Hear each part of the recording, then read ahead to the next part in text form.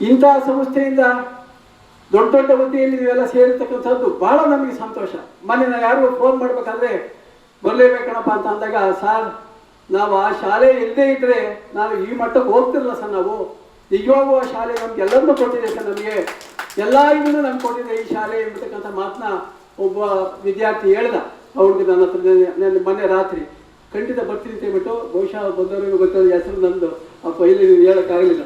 ನಿಜವಾಗೂ ಭಾಳ ಎಲ್ಲರಿಗೂ ನಾನು ಕಾಂಟ್ಯಾಕ್ಟ್ ಮಾಡಿದಾಗ ಎಲ್ಲರೂ ಭಾಳ ಸಂತೋಷ, ಬರ್ತೀವಿ ಸರ್, ನಾವು ಬರ್ತೀವಿ ಸರ್, ನೀವು ಈ ಶಾಲೆ ನೋಡೋಕ್ಕಾದ್ರೂ ಬರ್ತೀವಿ ಸರ್ ಅಂತಂದ್ರು.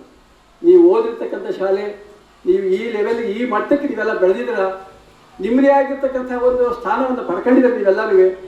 ಇವತ್ತು ಏನಾಗಿದೆ ಈ ಶಾಲೆ, ಆವತ್ತಿನ ಮಟ್ಟದಲ್ಲಿ ಸುಮಾರು 380-400 ಮಕ್ಕಳು ಓದ್ತಾ ಇದ್ದೀವಿ.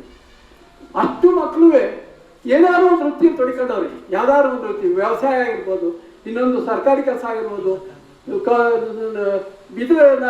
ಕಾರ್ಯಕ್ರಮ ಆಗಿರ್ಬೋದು, ಎಲ್ಲ ತೊಡ್ಕೊಂಡು ಅವರು ನೆಮ್ಮದಿಯಾಗಿರ್ತಕ್ಕಂಥ ಜೀವನವನ್ನು ಸಾಕ್ತಾರೆ. ಎಲ್ಲರೂ ಸಿಗಲಿ, ನಾವು ಸಿಕ್ಕಿದ್ರೆ ಸರ್ ನೀವು ನಿಮ್ಮ ಮಾರ್ಗದರ್ಶನ ನಮಗೆ ಇಷ್ಟೆಲ್ಲ ಆಗಿದೆ ಸರ್ ಅಂತ ಹೇಳ್ತಾರೆ.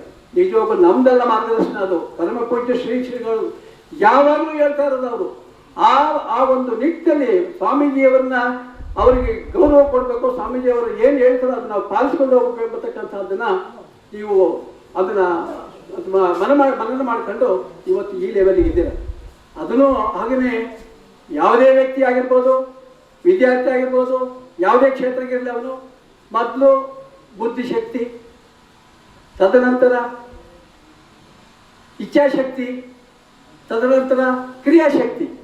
ನಾವು ಕರೆದ್ವಿ ನಿಮ್ಮನ್ನ ಇಲ್ಲಿ, ನಮಗೆ ಕೊಡ್ತಕ್ಕಂಥ ಗೌರವ, ನಮಗೆ ಕೊಡ್ತಕ್ಕಂಥದ್ದು ಏನು ಕೊಟ್ರಪ್ಪ, ಯಾಕಪ್ಪ ಇಷ್ಟೊಂದು ಗೌರವ ಕೊಡ್ತಾರೆ ಎಂಬತಕ್ಕಂಥ ಭಾವನೆ ನನಗಾದ್ರೂ ಆಯಿತು.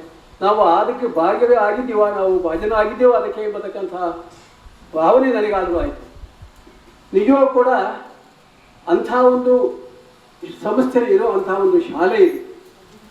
ಆ ಶಾಲೆಯಲ್ಲಿ ತಯಾರಾಗಿರ್ತಕ್ಕಂಥ ಮಕ್ಕಳು ನಿಜವಾಗೂ ಕೂಡ ಪುಟವಿಟ್ಟ ಚಿನ್ನದಂತೆ ಈ ಮಕ್ಕಳಿಗೆ, ಇಲ್ಲಿ ಓದ್ತಕ್ಕಂಥ ಮಕ್ಕಳೆಲ್ಲವೂ.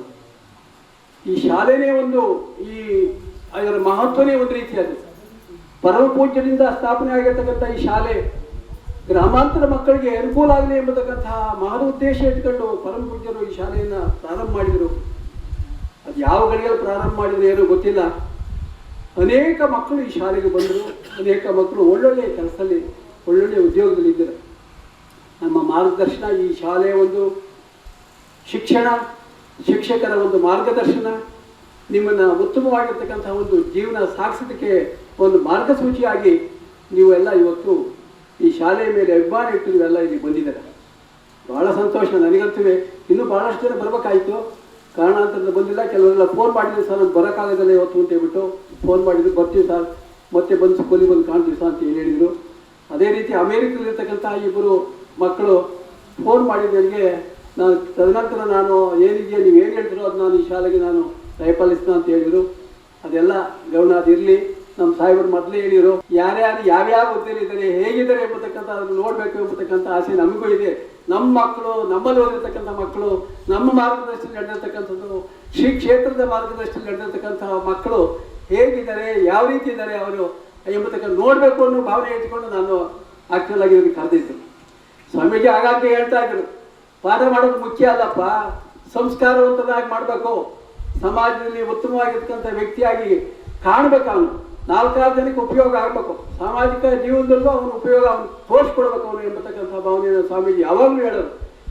ಯಾವಾಗಲೂ ಹೇಳ್ತಾರೆ, ಮಕ್ಕಳನ್ನ ಬರೀ ಪಾಠದೊಂದೇ ಅಲ್ಲ, ಅದಕ್ಕೆ ಉತ್ತಮವಾಗಿರ್ತಕ್ಕಂಥ ಪ್ರಜೆಯನ್ನು ರೂಪಿಸ್ಬೇಕು ನೀವು ಎಂಬತಕ್ಕಂಥ ಭಾವನೆಯನ್ನು ಯಾವಾಗಲೂ ಹೇಳ್ತಾ ಇರೋದು. ಅದು ನಿಜವಾಗೂ ಕೂಡ ಇವತ್ತು ನನಗೆ ಸಾರ್ಥಕವಾಯಿತು ಎಂಬತಕ್ಕಂಥದ್ದು ನನಗಾದ್ರೂ ಅನಿಸುತ್ತೆ.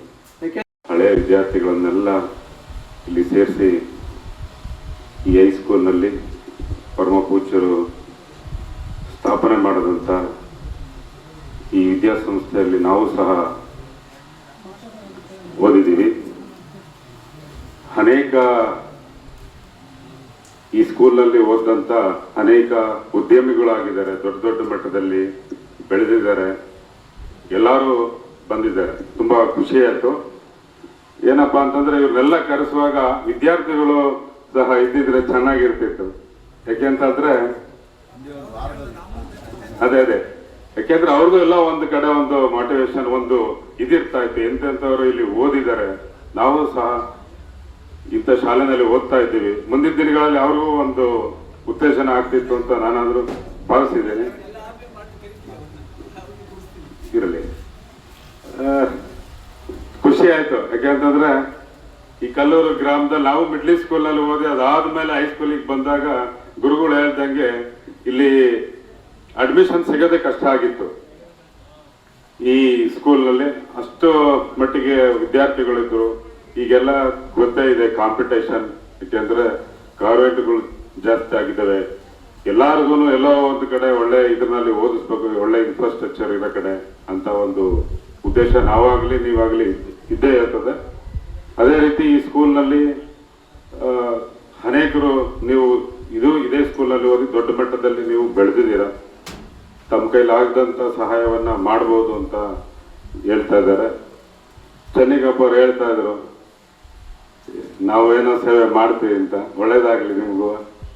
ನಾನು ಸಹ ತಮ್ಮೆಲ್ಲರಿಗೂ ಗೊತ್ತೇ ಇರ್ತದೆ, ನಾನು ಈ ಸ್ಕೂಲ್ನಲ್ಲಿ ಓದಂತ ವಿದ್ಯಾರ್ಥಿ ಆಗಿದ್ದೆ. ಇವ್ರು ಕೊಟ್ಟಂತ ಗುರುಗಳು ಕೊಟ್ಟಂತ ಏನು ಬುದ್ಧಿ ಮಾತು ಫಸ್ಟ್ ಏನು ಹೇಳಿ ಕಳಿಸ್ತಾರೆ, ಅದ್ರ ಹೆಚ್ಚಿನ ಮೀರಿ ಗುರುಗಳು ನಮ್ಗೆ ಮಾರ್ಗದರ್ಶನ ಕೊಡ್ತಾರೆ. ಯಾಕೆಂತಂದ್ರೆ ತಂದೆ ತಾಯಿ ಆಗಿದ್ದವ್ರಿಗೆ ದೊಡ್ಡ ಮಗ ಚಿಕ್ಕ ಮಗ ಅವ್ರಿಗೆ ಸ್ವಲ್ಪ ಚಿಕ್ಕ ಪುಟ್ಟ ಪಾರ್ಶಾಲಿಟಿ ಇರ್ತದೆ. ಅವನು ಒಳ್ಳೆನ ಇವನು ಕೆಟ್ಟವನು ಅನ್ನೋ ಒಂದು ಇದ್ರೂ ಸಹ ನಮ್ಮ ಸ್ಕೂಲ್ಗಳಲ್ಲಿ ಅವ್ರಿಗೆ ಯಾರು ಇರೋದಿಲ್ಲ. ಯಾಕೆಂತಂದ್ರೆ ಅವ್ರು ಬೇರೆ ಇವ್ರು ಬೇರೆ, ಅವನು ದೊಡ್ಡವನು ಇವನು ಚಿಕ್ಕವನು, ಅವನು ಬಡವ್ರ ಮಗ ಶ್ರೀಮಂತರ ಮಗ ಅನ್ನೋದೇ ಇರೋದು. ಭೇದ ಭಾವ ಇಟ್ಕೊಂಡದಲ್ಲೇ ನಮ್ಮ ಗುರುಗಳು ವಿದ್ಯಾಭ್ಯಾಸವನ್ನು ನಮಗೆ ಮಾಡಿಸ್ತಾರೆ. ಯಾಕೆಂತಂದ್ರೆ ಒಂದು ಇದಿರೋದಿಲ್ಲ. ನಾನು ಸಹ ಜಿಲ್ಲಾ ಪಂಚಾಯತಿ ಸದಸ್ಯರಾಗಿದ್ದಾಗ ಈ ಕಲ್ಲೂರಿಗೆ ನಾನು ಒಳ್ಳೆ ಕೆಲಸ ಮಾಡಿದ್ದೀನಿ ಅಂತ ನಾನು ಅಂದ್ಕೊಂಡಿದ್ದೀನಿ. ಯಾಕೆಂದ್ರೆ ಗೊತ್ತೇ ಇದೆ, ನೀರಾವರಿ ವಿಚಾರ ಹೇಳ್ತಾ ಇದ್ರು ಚೆನ್ನಿಗಪ್ಪನವರು. ಅವಾಗ ಅನೇಕ ವಿದ್ಯಾರ್ಥಿಗಳು ಹೇಳಿದಾಗ ನಮ್ಮ ಜಯರಾಮಣ್ಣವರು, ನಾವು ಮುದ್ದಮ್ಮೇಗೌಡರು ಎಲ್ಲ ಸೇರಿ ಇದು ಒಂದು ಗಮನ ಸೆಳೆದಾಗ ಒಳ್ಳೆ ನೀರಾವರಿ ಯೋಜನೆ ಆಗಿದೆ ಕಲ್ಲೂರಲ್ಲಿ. ಅದೇ ಯಾಕಂದ್ರೆ ಜೀವ ನದಿ ಆಗಿದೆ, ಮುಂದಿನ ಪೀಳಿಗೆಗೂ ಒಳ್ಳೇದಾಗುತ್ತೆ. ವಾಸುದೇವರಣೆಯಿಂದ ಕಲ್ಲೂರಿಗೆ ನಾವೆಲ್ಲ ಇಷ್ಟು ಮಟ್ಟಿಗೆ, ನೀವಾಗ್ಲಿ ನಾವಾಗ್ಲಿ ಇಷ್ಟು ಮಟ್ಟಿಗೆ ಏನಾದ್ರೂ ಅಲ್ಪ ಸ್ವಲ್ಪ ಒಳ್ಳೆ ರೀತಿಯಲ್ಲಿ ಒಳ್ಳೆ ಶಿಕ್ಷಣ ಮತ್ತೆ ಸಂಸ್ಕೃತಿಯನ್ನ ಏನಾದ್ರೂ ಕಲ್ತಿದೀವಿ ಅಂತಂದ್ರೆ ಈ ಸ್ಕೂಲು ಅಂತ ನಾನು ಹೇಳಲಿಕ್ಕೆ ಹೆಮ್ಮೆಯಿಂದ ಹೇಳಕ್ಕೆ ಇಷ್ಟಪಡ್ತೀನಿ. ಯಾಕಂದ್ರೆ ಅವಾಗ ಇದ್ದಂತ ಗುರುಗಳು ಸುಮಾರು ಪ್ರಗತಿಪರ ರೈತರುಗಳಿದ್ದಾರೆ, ಉದ್ಯಮದಲ್ಲಿದ್ದಾರೆ, ಅವ್ರದೇ ಆದ ಒಂದು ಜೀವನನ ಕಟ್ಕೊಂಡು ಒಳ್ಳೆಯ ರೀತಿ ಇದ್ದಾರೆ. ಅದು ಎಲ್ಲರಿಗೂ ಖುಷಿ ಆದಂತ ವಿಚಾರ. ನಾವು ಸಹ ನಮ್ಮ ಕೈಲಾದಷ್ಟು ಸಹಾಯ ಮಾಡಿದ್ವಿ. ಮೊನ್ನೆ ಗುರುಗಳು ಫೋನ್ ಮಾಡಿದ್ರು, ನಾಗರಾಜ್ ಬರ್ಬೇಕಾದ್ರೆ ನಾವು ಬರ್ತೇವೆ ಅಂದ್ರೆ ಬರ್ಬೋದು, ನೋಡ್ಕೊಂಡು ಹೋಗ್ಬೋದು. ಸುಮಾರು ಜನ ಇನ್ನ ಹೆಚ್ಚಿನ ಸಂಖ್ಯೆಯಲ್ಲಿ ಬರ್ಬೋದಿತ್ತು. ಯಾಕಂದ್ರೆ ಸ್ವಲ್ಪ ಇದರಲ್ಲಿ ಕಮ್ಮಿ ಅವಧಿಯಲ್ಲಿ ನಾವು ಮಾಡಿದ್ವಿ. ಇದ್ದಾಗ ನಾನು ಇಲ್ಲಿ ಬರುವಾಗ ತುಂಬಾ ಹಳೆ, ನಾವೆಲ್ಲ ಅಂತ ಏನು ಸ್ಥಿತಿವಂತರು ಏನು ಇರಲಿಲ್ಲ. ಸಾಮಾನ್ಯ ಕುಟುಂಬದಲ್ಲಿ ಹುಟ್ಟಿದ್ರು ಸಹ ಬಡವ ಶ್ರೀಮಂತರು ಅಂತಲೇ ಈ ಸಂಸ್ಥೆ ನಮ್ಗೆ ವಿದ್ಯೆಯನ್ನ ಕಳಿಸಿದೆ. ಅದಾದ್ಮೇಲೆ ನಾವು 4-5 ಕಿಲೋಮೀಟರ್ ಇಂದ ನಾವು ನಡ್ಕೊಂಡು ಬರ್ತಾ ಇದ್ವಿ. ಯಾಕಂದ್ರೆ ಅವಾಗೆಲ್ಲ